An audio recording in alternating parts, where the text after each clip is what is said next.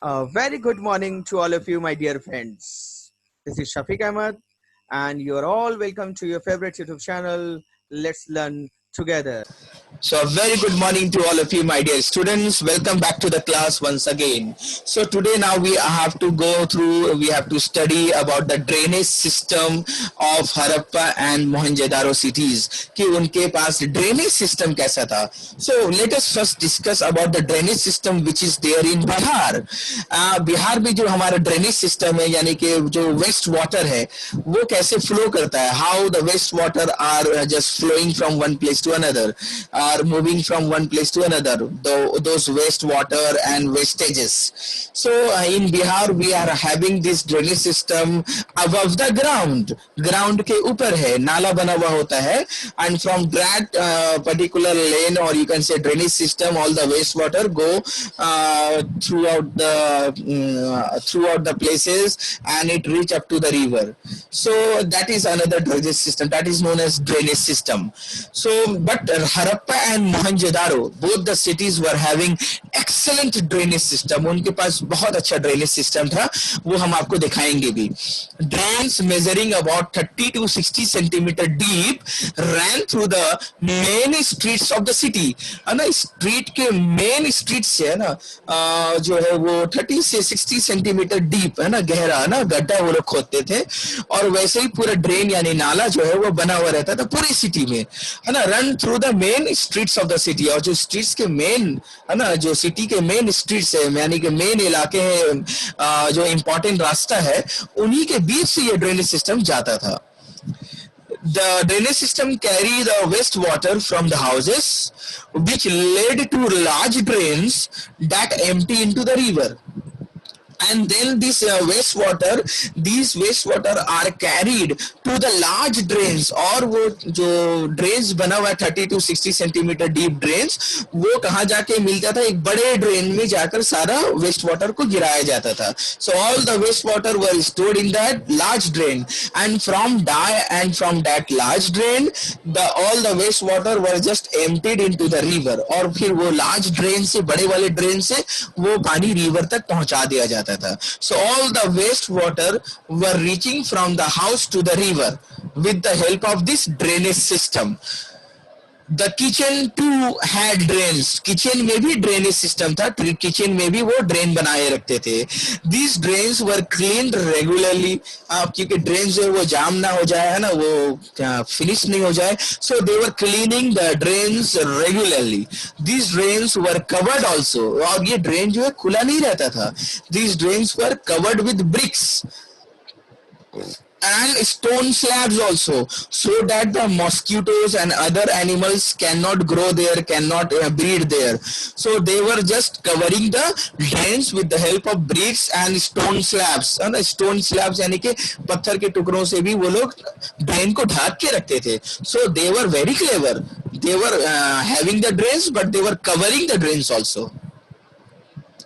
The street drains were equipped with manholes, और street में जो ड्रेन इतने बड़े होते थे कि उसमें उसके अंदर जो है इंसान जा सकता था. In that particular drain the human being can enter, so it is also known as manhole.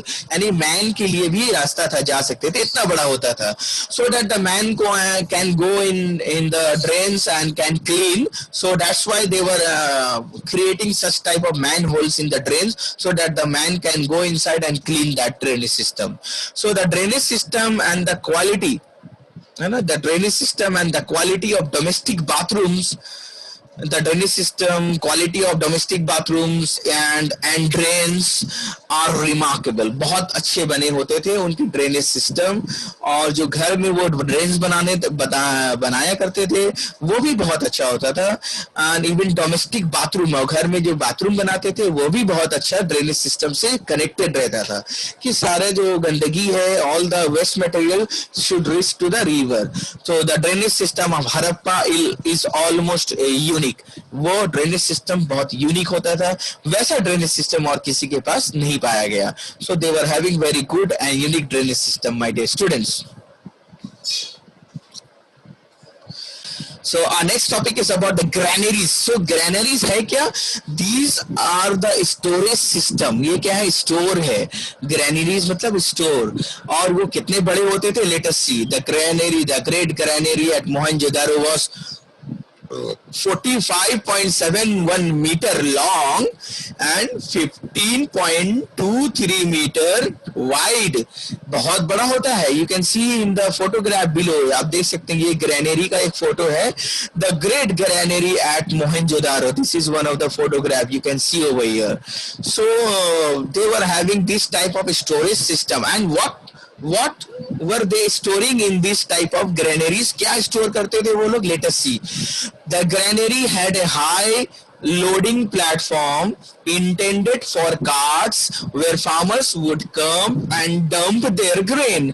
तो ये granaries में क्या बना होता था? High loading platform. That means they were having a platform from where the horse cart, the bullock cart can travel.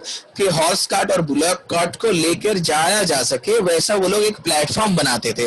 Like we are having platform in railway station to catch the train. So that type of platform they were also creating for the granaries to reach to the granaries so that their horse cart, their bullock cart can go through, can travel through those platforms. And the farmers were carrying their crops. है ना, जो crops वो grow करते थे, rice, wheat, barley, maize, sesame oil, coconut. So all of the granaries they were storing all these type of crops in these granaries. Harappa had 6 granaries for storing grains. Grains वही दाना यानी कि चावल, गेहूं, ये सारा चीज स्टोर करने के लिए वो लोग बनाते थे. So that they can use those grains when there is no season, when they will require food to eat. So they will use from the store. To the south of the granaries at Harappa lay working floors consisting of rows of circular brick platforms also. तो और हरप्पा में क्या होता था? Harappa were having 6 granaries for storing grains. Harappa city में कितने granaries थे? 6 granaries, so that they can store all the type of grains, all the type of crops there. And to the south of the granaries के south में यानी नीचे वाले part में क्या होता था? They were having it was consisting of what you can see over here. Working floors. काम करने के लिए लोग क्या बनाते थे? फ्लोर्स बनाते थे. जैसे हम लोग आजकल बिल्डिंग में फ्लोर बनाते हैं ना, 1 floor, 2 floor, 3 floors, स्टोरीज बनाते हैं. So like were they were creating floors so that they can work also there. और उसके ऊपर वो लोग काम भी कर सके, इसलिए वो लोग फ्लोर्स भी बनाते थे. Working floors consisting of rose of circular brick platform. और वो सर्कुलर शेप में होता था और ब्रिक से बना हुआ होता था प्लेटफॉर्म. प्लेटफॉर्म किस लिए होता था? so that the horse cart, the bullock cart can come, है ना. bullock cart और horse cart की मदद से वो लोग जो है प्लेटफॉर्म की मदद से ग्रैनरीज तक पहुंच सके, इसलिए वो लोग इस टाइप का प्लेटफॉर्म भी बनाया करते थे. and that platforms were made of brick. These were meant for threshing grains because wheat and barley have been found in the crevices of the floors. And working platform, काम करने के लिए working floor क्यों बनाते थे वो लोग? क्योंकि जो है आपको पता है that the grains must be threshed before they can be use. यानी धान जो है, धान के अंदर से उसको झाड़ कर हम लोग जो है चावल और गेहूं निकालते हैं ना, तो वो झाड़ना पड़ता है, वो निकालना पड़ता है चावल को या गेहूं को, है ना, क्रॉप्स के अंदर से.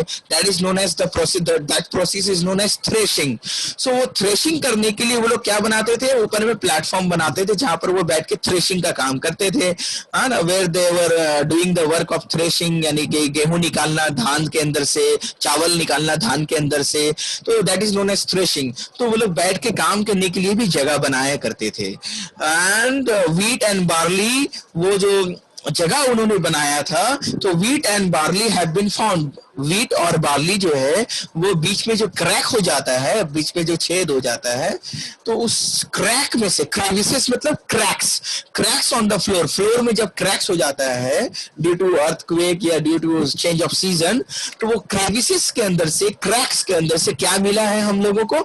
वीट और बार्ली जैसे चीज हम लोग को मिले हैं. So we have come to know that oh this people, this earlier people were using this floor for threshing the wheat and the rice as well as barley. So they were using the floors, or the platform for two purposes. One, for carrying the crops to the granaries with the help of horse cart or bullock cart, and the other, they were using the floor or the platform for threshing the grains also. So grains were stored for ceremonial and religious purposes. अब यह बताया गया है कि why they were storing the grains. They were storing the grains for two purposes. For number one, ceremonial and religious purposes. है ना, जब किसी की शादी होता है, सेरेमनी होता है ना, and even for religious, कोई religious festival होता है, तो उस वक्त वो लोग जो है इस ग्रेनरी का यूज करते हैं, वहां से निकालते हैं खाने का सामान और जो है दावत करते हैं, पार्टी करते हैं. So that were the uses of these granaries. Hope you all understand the topic. Hope that you have liked the video, and we will meet again in our next video release of the tutorial. And if you are new to this channel, please subscribe the channel and press the bell icon to get the information of the next release of the tutorial. Please share it with your friends and others also. Thank you for the time being. Take care. Stay at home. Bye bye. Take care.